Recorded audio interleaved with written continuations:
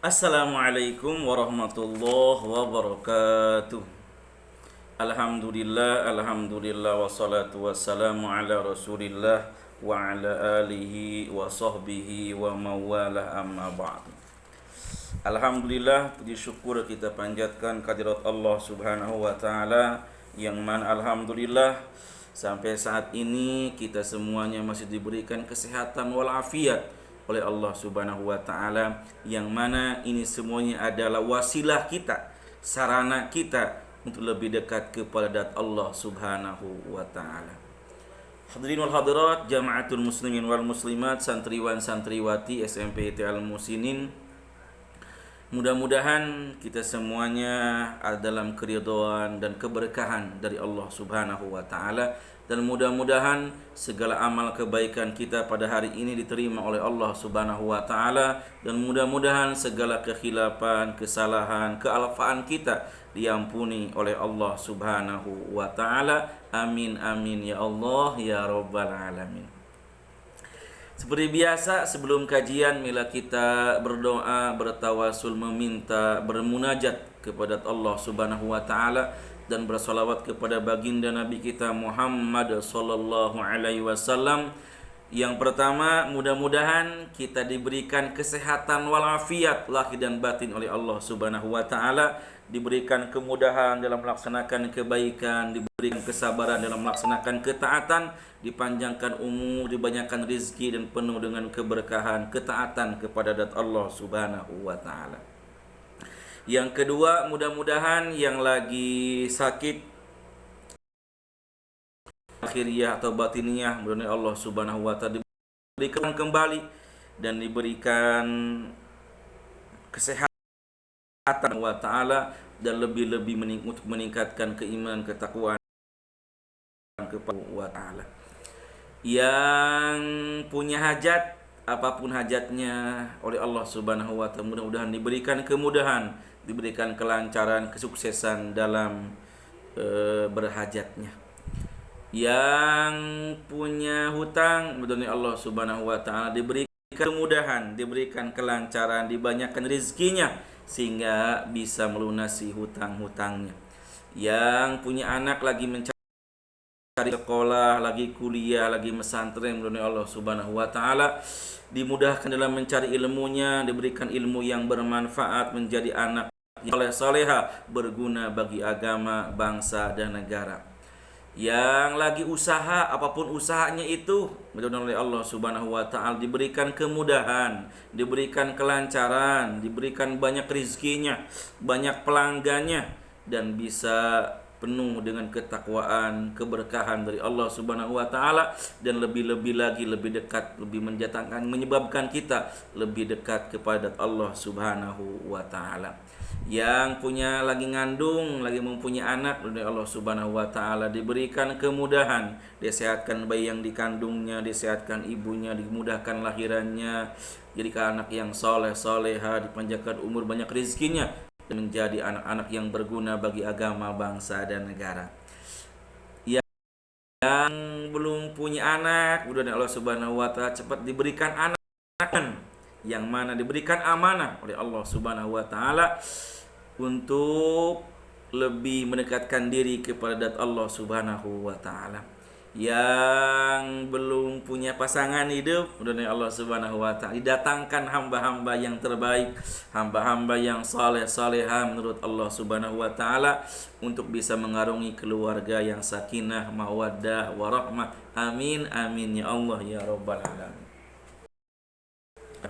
Allahumma salli ala Muhammad ya Rabbi salli alaihi wa sallim.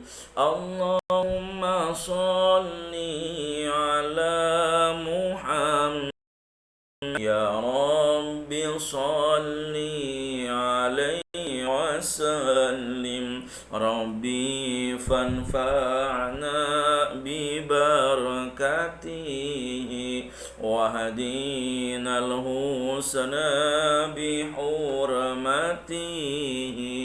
اللهم صل على محمد محمد يا رب صل عليه وسلم اللهم صل على محمد يا رب صل عليه وسلم ربي فانفعنا ببركته ودين الحسنى بحرمته اللهم صل على محمد يا رب صل عليه وسلم اللهم صل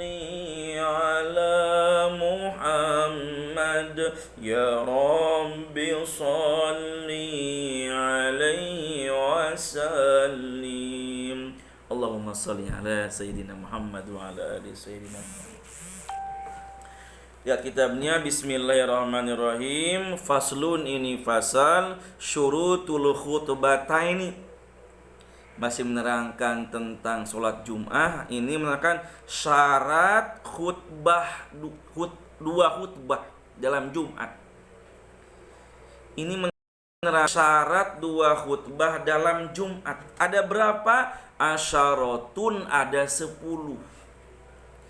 Jadi syarat khutbah dua dalam sholat Jumat itu ada 10. Apa itu? Yang pertama, at-taharatu anil hadasainil asghari. Yang pertama adalah suci, bersih dari dua hadas. Hadas apa? Asghari wal akbari, yaitu hadas kecil dan besar. Syarat dua khutbah yang pertama adalah orang yang mau khutbah itu harus bersih, harus suci dari dua hadas, hadas besar dan hadas kecil. Itu satu. Yang kedua, wa taharatu anin najasati. Yang kedua, harus bersih dari najis. Di mananya? Fi saubi, dalam bajunya, wal badani, di badannya, wal makani, dan tempatnya. Jadi tempatnya harus bersih, suci, badannya harus bersih, suci, bajunya juga harus bersih dan suci. Itu dua. Yang ketiga, wasatrul aurati. Dan ketiga, syarat khutbah itu khutbah itu harus menutupi aurat. Aurat laki-laki dari pusar sampai lutut. Harus ketutupi. Syarat khutbah. Yang ketiga itu. Yang keempat, wal qiyamu 'alal qadiri. Nah, yang keempat, syarat khutbah Jumat itu harus berdiri 'alal qadiri, bagi orang yang mampu. Harus berdiri. Assalamualaikum warahmatullahi wabarakatuh. Harus berdiri. Kecuali dia yang tidak mampu, boleh duduk di kursi. Tapi kalau mampu, dia harus qiyam, harus berdiri. Itu ke. Yang kelima, wal julusu bainahuma. Ada duduk antara dua khutbah, fauqa tumaninati sholati, seukuran tumanina dalam sholat. Kan ada khutbah pertama dan turun, berhenti dulu kan. Nah, sebelum naik khutbah kedua tuh ada berhenti tuh, duduk dulu. Gimana? Seukuran tumanina dalam sholat. Itu jangan lama-lama. Subhanallah. Seukuran tumanina dalam sholat.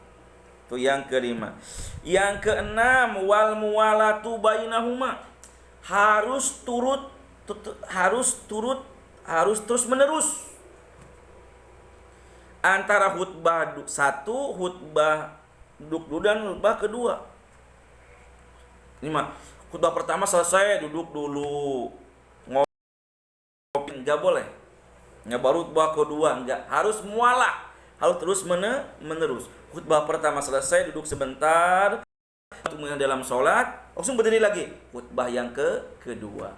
Itu yang keenam. Yang ketujuh, wabayna sholati, harus mualah, harus terus menerus itu antara sholat, antara khutbah dan sholat. Khutbah pertama selesai duduk, berdiri lagi khutbah kedua, selesai langsung sholat Jumat.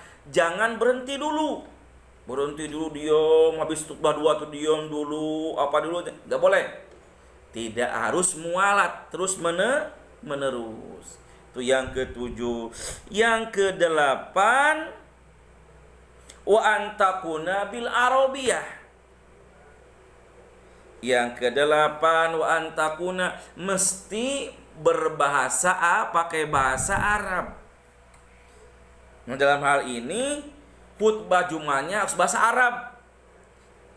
Dalam hal ini itu kalau masyarakatnya orang Arab, mustaminya paham bahasa Arab.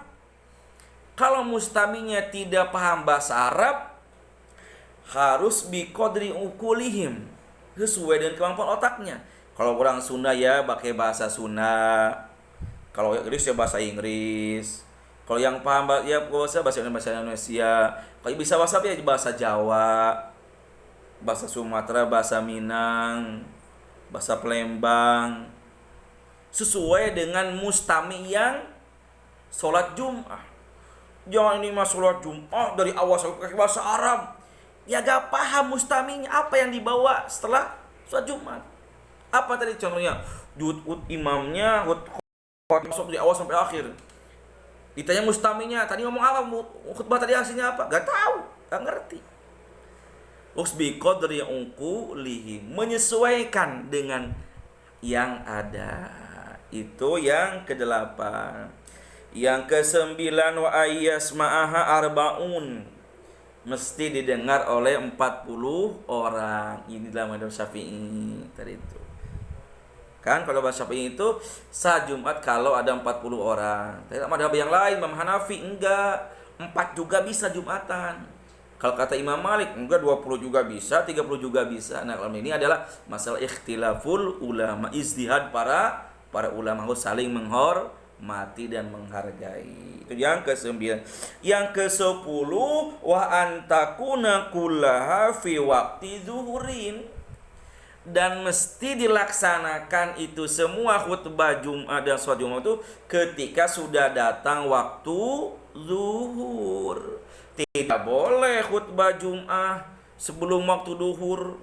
Tidak boleh sholat Jumat dilaksanakan sebelum waktu duhur. Tidak boleh. Mesti adzan itu ketika udah masuk waktu zuhur.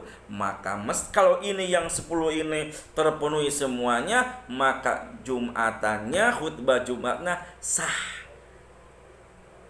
Jumatannya syaratnya sah. Itulah mungkin ya, sore ini, malam ini kita bahas tentang syurutul khutbatain, syarat-syarat dua khutbah dalam sholat Jumat. Mudah-mudahan bermanfaat, kita bisa melaksanakannya, dan mudah-mudahan ini menjadi menambah wawasan kita, wawasan keagamaan kita dalam melaksanakan kehidupan sehari-hari ini. Wabillahi taufiq wal hidayah.